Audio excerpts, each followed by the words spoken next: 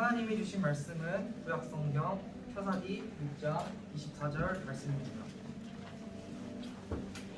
구약성경 사사기 6장 24절 말씀입니다.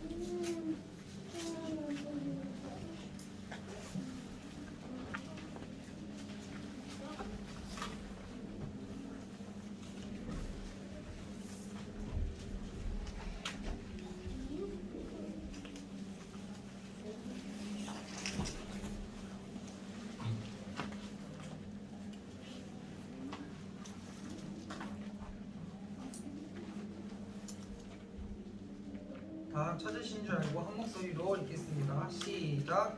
기도원이 여호와를 위하여 거기서 제단을 쌓고 그것을 여호와의 산으로 나가라. 그것이 오늘까지 아비에셀 사람에게 속한 노라에 있어라. 아멘. 사사기 6장 24절 말씀의 근거로 예배 성공자, 3일 성공자라는 제목으로 말씀 선포하겠습니다. 오늘의 본문은 기드온에 대한 이야기입니다. 기드온은 사사 중 한 명이었습니다. 사사는 하나님께서 이스라엘을 구원시키기 위해 불러 세움받은 사람들을 사사라고 합니다. 하나님은 기드온을 불렀습니다. 우리 사사기 6장 12절 함께 읽도록 하겠습니다. 시작. 여호와의 사자가 기드온에게 나타나 이르되 그의 용사여 여호와께서 너와 그에게 아멘. 기드온은 평범한 삶을 살고 있던 이스라엘 백성이었습니다. 그런데 주님께서 찾아오셔서 기드온에게 큰 용사여라고 부르셨습니다. 방금 말씀과 같이 기드온은 다른 백성과 같이 평범한 삶을 살고 있었는데 하나님께서는 왜 큰 용사여라고 부르셨을까요? 바로 하나님께서 기드온을 큰 용사로 만들어 가실 것이기 때문입니다. 큰 용사는 겉으로 보기에 키 크고 힘이 센 사람이 큰 용사가 아닙니다. 하나님이 함께 하시는 사람이 큰 용사입니다.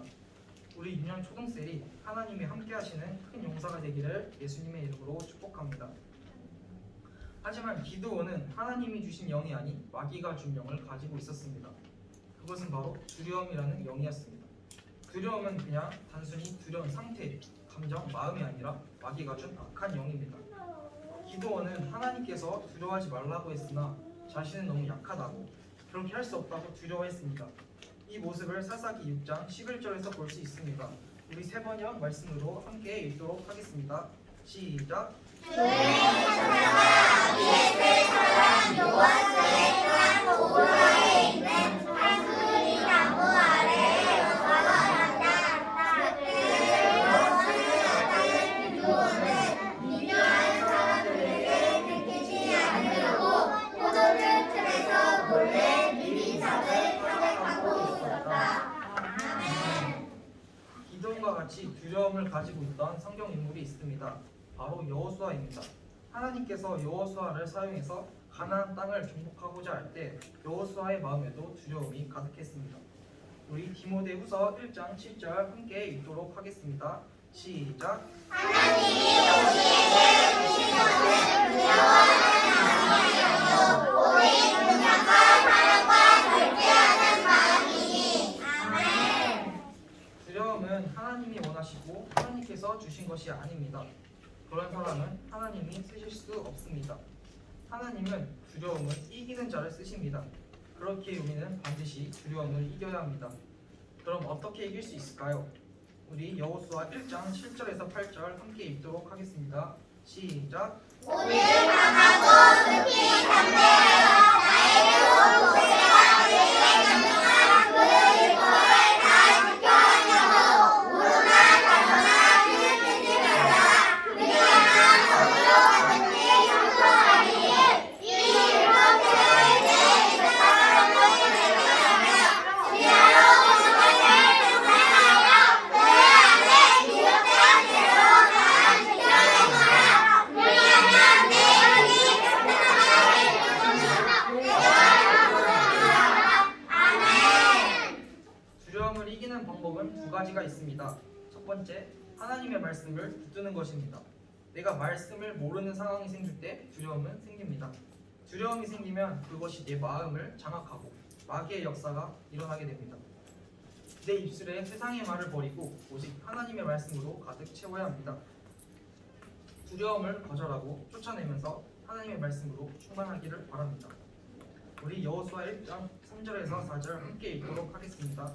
시작. 내가 모세에게 말하노니 너희 발바닥으로 밟는 곳은 모두 내가 너희에게 주었노니 곧 가나안 그만 곧 요단의 강까지 해 족속의 온 땅과 또 너희는 즉 내가 다시 너희의 영광을 되어라. 아멘. 우리는 하나님이 약속하신 것을 믿고 발바닥으로 밟고 넘어가야 합니다. 발바닥으로 밟고 넘어가야 한다는 발바닥으로 밟고 넘어가야 한다는 말이 무슨 말입니까? 말씀대로 순종하고 행해야 합니다. 말씀을 생각하는 것에 멈추는 것이 아니라 그 말씀대로 행해야 합니다. 말씀을 붙들고 말씀대로 행하면 두려움을 이겨나갈 수 있습니다. 두려움을 이기는 두 번째 방법은 두려움의 방향을 바꿔라입니다. 하나님은 기드온에게 재물을 가져오라고 명령하시고 또 바알과 아세라의 제단을 헐어버리라고 명령하셨습니다. 이렇게 명령하신 이유는 너가 두려워할 분은 오직 하나님뿐이라는 것을 알려주시기 위함입니다. 마귀는 계속 우리에게 두려움을 줍니다. 하지만 우리는 하나님만을 두려워해야 합니다. 두려움의 방향을 하나님께로 향해야 합니다. 여러분이 가지고 있는 세상 속에서 모든 두려움을 가지고 하나님께로 나아가야 합니다. 하나님보다 큰 것이 없기 때문에 세상이 두려워하지 않습니다. 하나님을 두려워하면 세상을 두려워하지 않습니다. 하나님은 여러분을 창조하셨고 통치하시고 심판하십니다. 그 여러분의 창조하시고 통치하시고 심판하신 하나님이 여러분을 사랑하시고 여러분의 아버지가 되십니다. 그 크고 두려운 하나님을 만나시기 바랍니다. 그럼 하나님을 어떻게 만날 수 있을까요? 우리 요한복음 4장 23절, 24절 함께 읽도록 하겠습니다. 시작. 아버지께 참되게 예배하는 자들은 영광 진리로 예배할 때가 오나니 곧 이제라. 아버지께서는 자기에게 이렇게 예배하는 자들을 찾으시느니라.